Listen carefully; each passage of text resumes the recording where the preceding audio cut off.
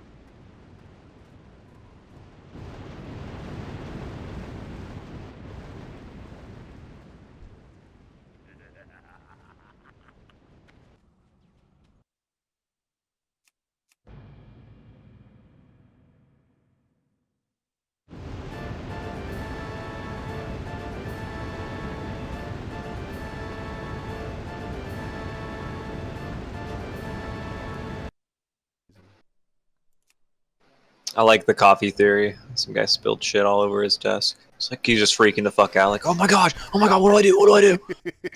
I'm gonna get fired. I'm gonna get fired. I'm so fired. Oh my goodness. I'm just an intern. I don't need this much responsibility. Dude, it's my first day. No, Dude, you know, how would you feel if you were like getting ready to sell a ZG buff for like 400 gold, and this shit happened to be like, well, fuck you. You sell a CG buff and it starts rating CG buffs. Or the person that just bought the ZG buff, like, god damn it. Literally the worst timing.